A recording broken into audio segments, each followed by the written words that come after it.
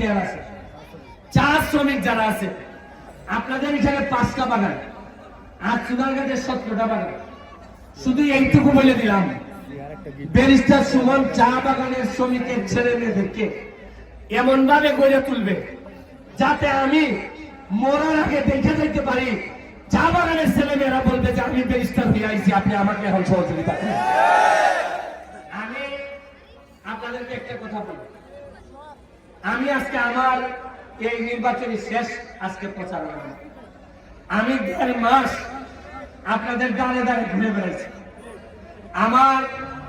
আমি অথবা আমার কোন যারা কর্মী আছেন বা যারা আমার সহযোগী আছেন, তাদের কোনো কথায় কোনো কাজে আপনারা কেউ যদি কষ্ট পেয়ে থাকেন, এটা আমার কথা না, হয়তো আমার কোনো কর্মী বা আমার সহযোগী উত্তেজনা হয়ে অনেক কিছু কইলা ফেলে রাজনৈতিক ময়দানে। আপনারা আল্লাহর হস্তে আমাকে এবং আমাকে যারা সাহায্য করেছেন তাদেরকে আল্লাহর হস্তে আপনারা ক্ষমা করে দিবেন আমাদের এই ভুল মার্জনীয়। আমি আপনাদের দেখেন এই প্রচারণায় আমি একটা এতিম ছেলে, আমি একা একা একটা সিস্টেমের বিরুদ্ধে ফাইট করছি।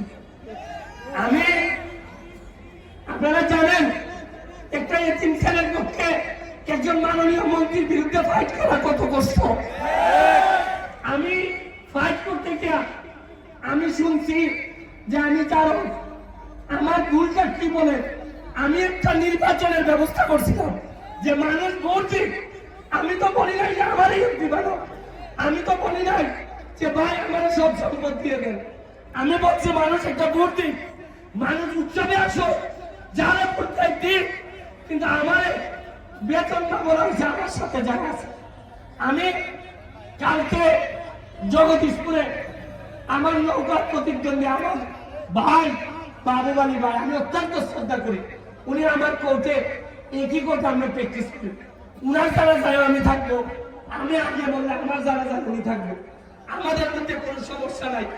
কিন্তু কালকে উনি আমার একটা কথা বলছে জগদীশপুরে, বলছে আমার বাবা মা নাকি আমার কোনো শিক্ষা দেয় নাই, আমার কুশিক্ষা দিছে, আর আমি নাকি নিচু মানসিকতার লোক। আমি মাহবুব ভাইকে বলতে চাই, মাহবুব ভাই এটা সত্য যে আপনার মতো বড় ফ্যামিলিতে আমার জন্ম না, এটা আমার কোনো ব্যর্থতা না।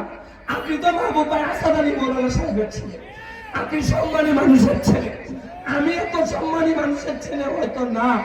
তবে মাহবুব ভাই আমার মা আমাকে শিক্ষা দিছে কোনদিন অন্যের হক নষ্ট করো না, আর কইলা দিছে যে আমার মা শিক্ষা দিছে কোনদিন হক নষ্ট করো না। আর আমি শিক্ষা পাইছি মাহবুব ভাই যে ক্ষমতা হইলেই অন্যের বাপের কলেজ নিজের বাপের নামে করতে হবে।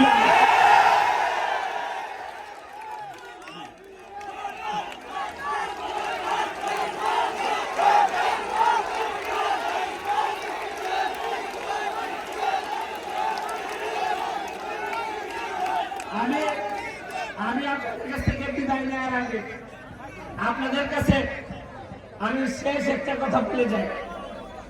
আমি আগামী 7 তারিখে আমার প্রতিদ্বন্দ্বী প্রার্থী যারা আছেন তাদেরকে বলি, ভাই আপনারা আমার ভাই, আমি ফেল করলেও আপনাদের সাথে থাকবো, পাস করলেও আমি আপনাদেরকে নিয়ে থাকবো। তবে কিছু কিছু মানুষ তারা চেষ্টা করতেছেন, যখন বুঝছেন যে তারা ভোটারের মুখোমুখি আর হইতে পারতেছেন না, তখন বিভিন্ন ভাবে তারা বিভিন্ন কিছু বিকল্পের ব্যবস্থা চিন্তা করেন। আমি বলি ভাই আপনারা যারা আমার সমর্থক আছেন, ভোটার আছেন, আমি বিশ্বাস করি আপনারা ভোটার না, আপনারা ফাইটার। আমি আপনাদেরকে বলবো কখনো তাদের এই সহিংসতা যদি হয়, আপনারা ভালোবাসা দিয়ে জয় করে এমন একটা নজির স্থাপন করবেন বাংলাদেশের মাটিতে, যে নজির যে ভালোবাসা দিয়ে কত কিছু জয় করা যায়, এটা মাধবপুরবাসী দেখাই দিবে। আমি আপনাদেরকে শেষ কথা বলি, আপনারা যখন 7 তারিখে যাবেন ভোট দিতে, আমার একটা ইচ্ছা, যখন আপনারা ব্যালটে সিল মারবেন, মারার সময় ঈগল মার্কায় যখন সিলটা দেখবেন, এমন ভাবে সিলটা মারবেন আমি যেন টের পাই মাধবপুরের মানুষ সিলটা ঈগল মার্কায় মারে নাই রে, ব্যারিস্টার সুমনের কলিজায় মোহর মেরে দিছে। তৃণমূল থেকে উঠে এসে আমার বাবা মাকে আমি গর্বিত করছি, ব্যারিস্টার হিসেবে গর্বিত করছি। আমি কথা দিয়ে যাচ্ছি, আমি যদি এমপি হই মাধবপুর চুনারঘাটের মানুষকে আমি সারা বাংলাদেশে গর্বিত করব। আর আল্লাহ হাজির নাজির, আমি আজকে শপথ নিয়ে বলতেছি, আমি যদি এমপি হই, আমি যদি চুনারঘাটে একটা ইট লাগাই আরেকটা ইট আমি মাধবপুরে লাগাবো, আমি কথা দিয়ে যাচ্ছি। আমি হয়তো আমি জন্মের কারণে আপনাদের সন্তান না, তবে আমি কথা দিয়ে যাচ্ছি, আমারও যদি আপনারা সম্মানিত করেন, আমি কর্ম দিয়ে প্রমাণ করব আমি আপনাদের সন্তান। সবসময় রক্তের সম্পর্ক না, আদর্শের সম্পর্ক এক সময় অনেক কিছু ছাড়াই যায়।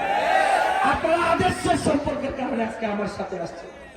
আমি আবারও জননেত্রী শেখ হাসিনার জন্য আশীর্বাদ দোয়া চেয়ে আপনারা হাত তুলে বলেন যে 7 তারিখ আপনারা যাবেন মাঠে। আপনারা 7 তারিখ সারাদিন থাকবেন, ভোট গণনা শেষ করে আপনারা আসবেন। এই কথা বলে আমি আজকের মতো বিদায় নিচ্ছি। জয় বাংলা।